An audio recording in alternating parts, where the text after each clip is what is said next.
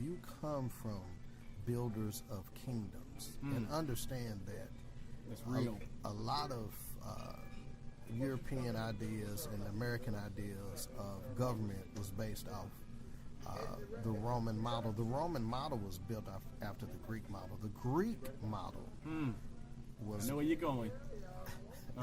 I read Stolen Legacy myself. modeled after the African Egyptian There you go. model. There you So go. it's in you to be organized, to be knowledgeable, and to organize. So understand that. Understand your. What's happening, y'all? This is Mike D with Black Fathers Now, where we're bringing the village to the brothers. Every couple of weeks, you can look forward to a quick inspirational message or a thought-provoking guest with knowledge and wisdom, all geared towards helping you be the best father that you can be. We're bringing the village to you. Now it's your turn to do something with what you learned. All right, y'all. Let's go.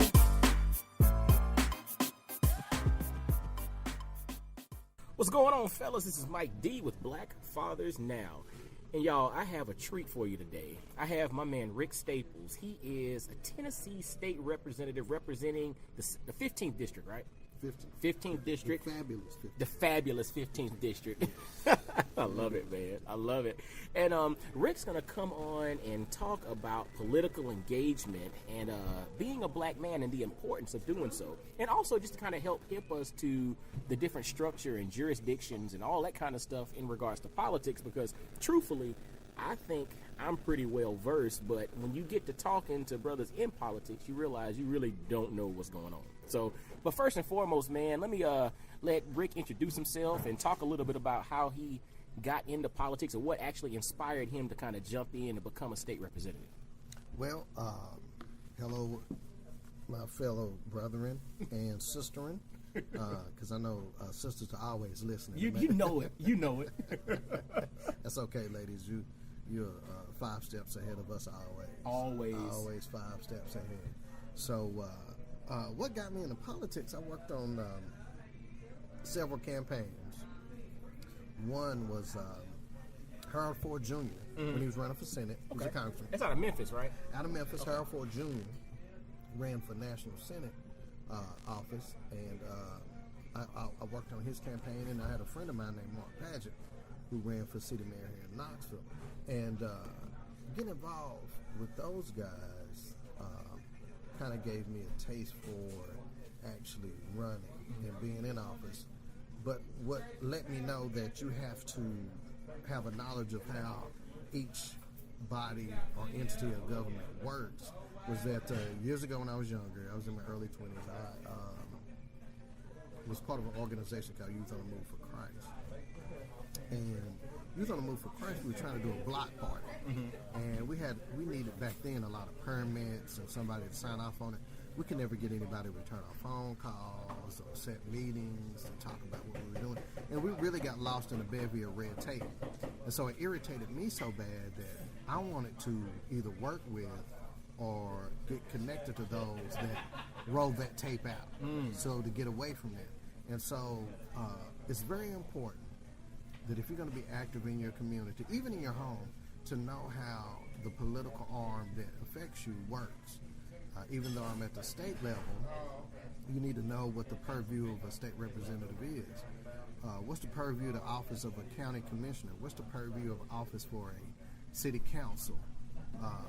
You need to know how those arms of government work so you know who to go to when you have an issue, when you have a question, and some of the things that you're dealing with on a daily basis, how they affect you. So if you're going to be productive, owning a business, starting a business, having your children educated, one thing that plagues our community as African Americans a lot of times is the legal system.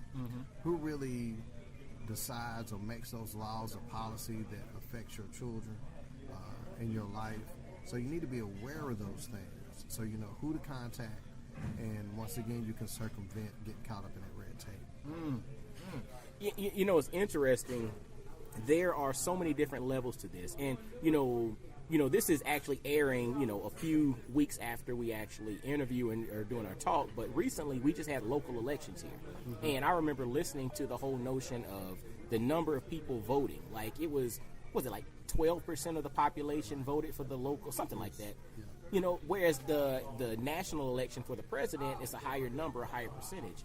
And so, to your point, there's so much of an influence or so much of a benefit to the local or the state elections that actually impact your daily life versus the federal stuff, even though that stuff impacts too, right? Right. But the body of government closest to the people affects you the most. City council, how Knox County, Knoxville is set up. We're not a metro government. We have a county government and a city government, of course, state, national. But even though we have the school board, that still deals with the state and county a lot. The government closest to the people is the city council. And so participation for city council races is extraordinarily low. To add to that, when the mayoral race takes place, that's extraordinarily low. And you really need more people going out to the polls and showing interest, because the city council and your city mayor sets policies and regulations and codes that deal with you on a daily basis. And also, you want to be more aware of that budget and what budget line items are getting the dollars. If you're concerned about youth in the community, for instance, well, that comes from city council and the mayor's office. What budget line item, or if anything, is set aside to help or aid youth in the community, small businesses, upstart businesses. Now, government is not in the business of giving businesses money. That's right. But there's certain enhancements that you can get for a building if it needs to be rehabbed and so forth and so on, or if you need more police protection, or if you have a lot of blight in your area, abandoned buildings. That comes from the city level. So people need to be more aware and participate more. Not to throw anybody under the bus, but we were just having a conversation with someone that said they didn't even vote. And that come across a lot of local offices, because that's, to them, that was just unimportant. But everything that they deal with comes from that level. So it's paramount that you're aware of that and be knowledgeable of who's representing you. Now, currently, we did make history at the city level with this city council race, because this will be the first time you've ever had 4 women, 2 of color, on Knoxville to serve Knoxville City Council. Wow. So our city council got a lot smarter and better looking. I love it. I love it, man. And so you mentioned the purview, and you mentioned, various jurisdictions and all, and you are a state representative, right? So let's just start there, because that's closest to your heart. Kind of talk about like things that fall under your jurisdiction or your office's your auspice, or what the auspice of your particular office. Right. I'm using the wrong words, but it's all good. No, it's fine. Because people always ask me, I know you're in Nashville, but people actually think that I'm in D.C. a lot, because state representative is just like it's part of the legislative arm of the state government. You have the executive branch, the legislative branch, and the judicial branch. And so at the national level, you have congressmen, and then you have senators. Same deal with the state level. You have congressmen, state representatives, which I am, and then you have senators. And so what we do, basically in a nutshell, we set laws, policies, and regulation, put them on the books to be governed. We oversee your educational institutions, as well as we do regulatory things for builders, banks, anybody that does business in the state of Tennessee. So the biggest thing that you should do as a legislator is you try to make policies, laws, or present bills that will work for the entire betterment of the state of Tennessee, that will also play well within your district. And then you are to try to get funding back for your particular district, because of the needs of the people, institutions, and organizations within your district to help them function. Now, having said that, in the state of Tennessee, each representative probably has 62, anywhere from 60 to 65,000 people in the district.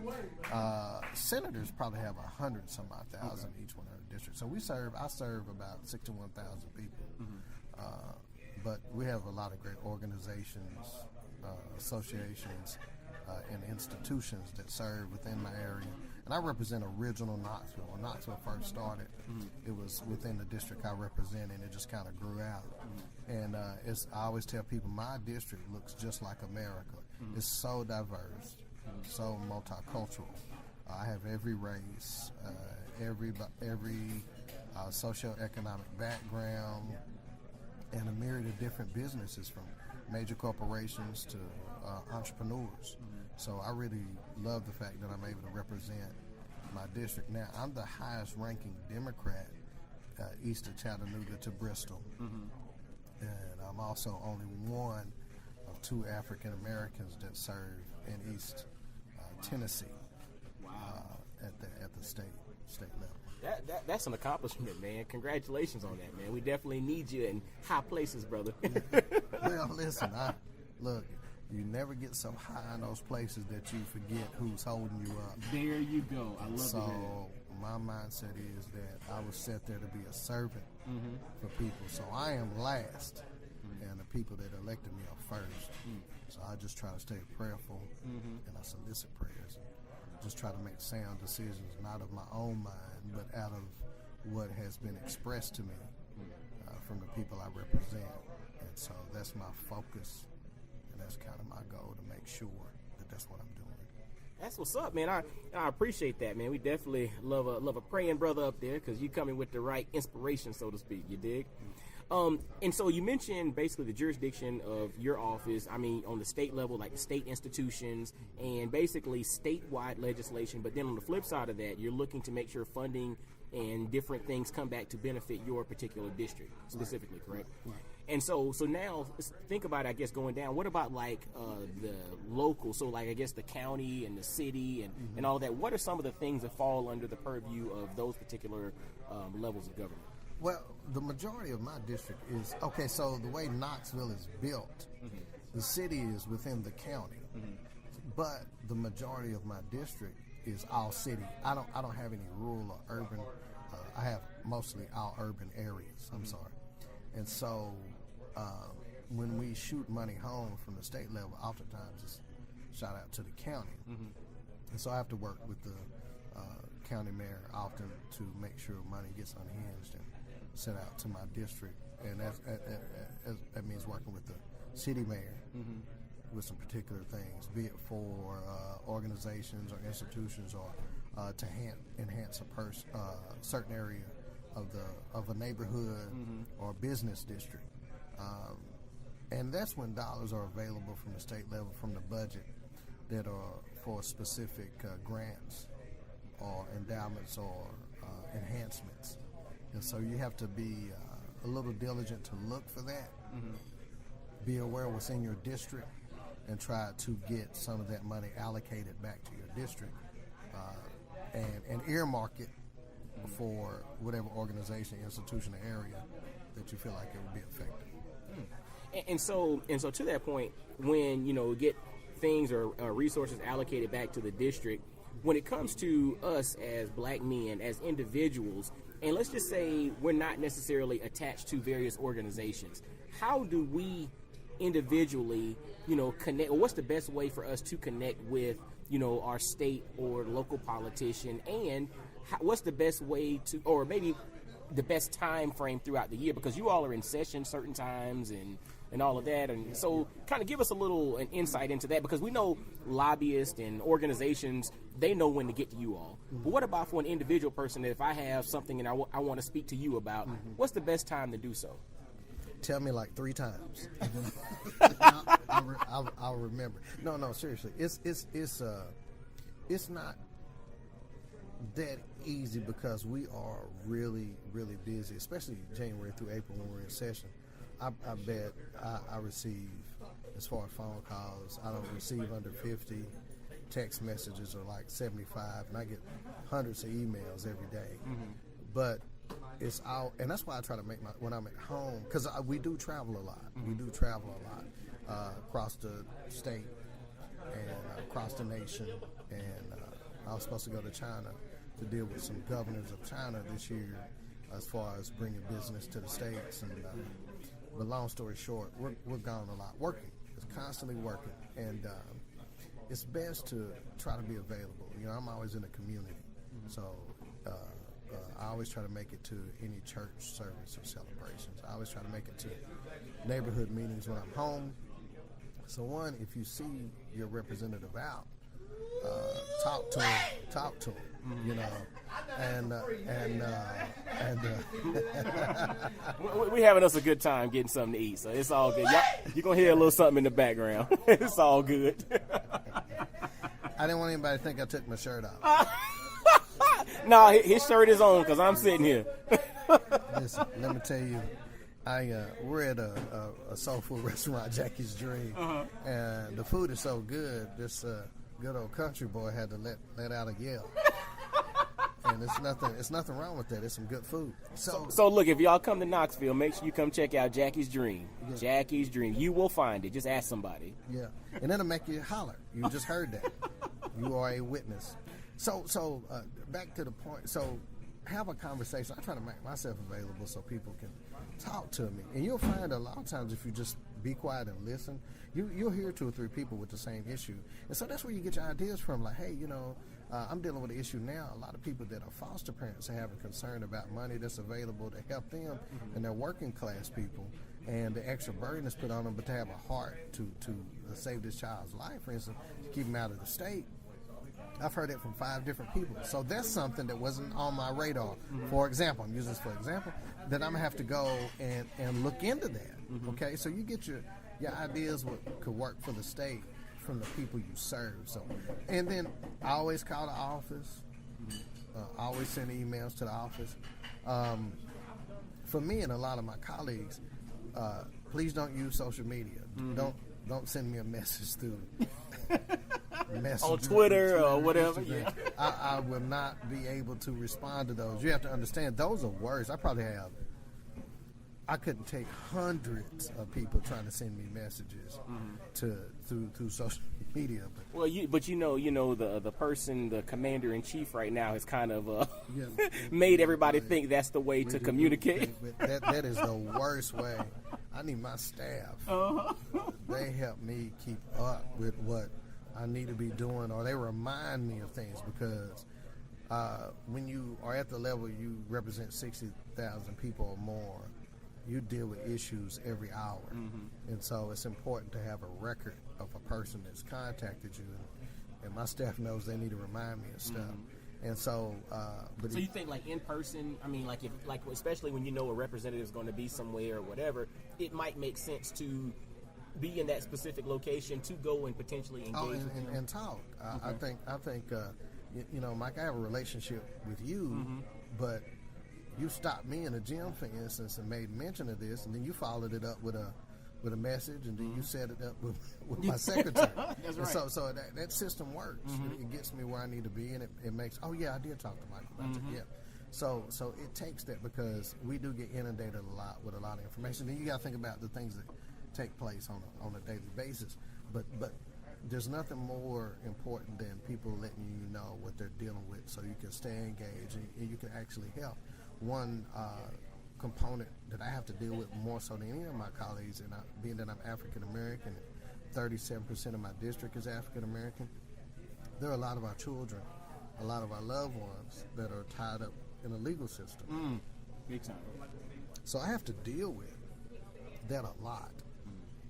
Even though I have other things going on, I have a lot of constituents that have needs from that loved one or that person that's incarcerated. It could be illness, it could be a death, it could be trying to get them into programming. And so that's something specific that I probably have to deal with more than anything. So that's really important. So, and I hear a lot of those requests or needs for help when I'm at church. Okay. When I go by an anniversary, the majority of the African American, this is a side note, so please, it's all good. The majority of the African American churches in Knoxville are in my district as well. And so every Sunday, I tell people, I joke around and say, I get saved 7 times a week. Because there's always a anniversary, a choir day, an usher day, a banquet, a pastor's You anniversary. got to make an appearance. Oh, yeah. And so That's funny. it keeps me level. Having all those pastors in my district. So, but a lot of times, you know, the moms and grandmoms and aunties and dads come up to me, you know, during church and let me know about this issue. And so, fortunate enough, I've been able to respond to that the Commissioner of Corrections knows. Because you know, my district is, you know, 37% African American, you know, population clustered in one district is a lot. Especially in Tennessee. Right. So that's I have one of the heaviest clustered African American per capita in the state. So that's really important to make sure that's functional. That's good stuff. And so fellas, when you're listening to that, from the standpoint of engaging with a politician, yes, you can send emails, yes, you can call, but also realize, like you mentioned, he's getting 100 calls a day, probably hundreds of emails.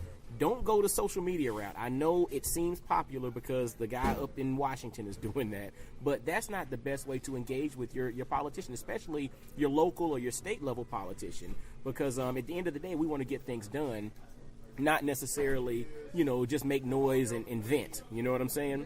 And so when you think about, once again, this is talking to black fathers and black men in general, when it comes to political engagement for black men, what are some other ways that you would recommend, or what's the importance of it, one, but then two, what are some other ways for black men to get politically engaged in their local area? Because people listen to this from all over the country and some from all over the world, but what's some other ways or some tips in which we can get more politically engaged, or maybe to just educate ourselves on the political process? Because I think to some that is daunting, right? You think about you have presidential elections, and you have all the House, the Congress, and the Senate. Then you have the state stuff. Then you have the local stuff. Then you have the school board. Then you have all these different things. Like, what's the best way to kind of wrap your mind around that stuff? One, so that you can digest it. But then two, the importance of being engaged. But then three, what are ways in which, you know, black men can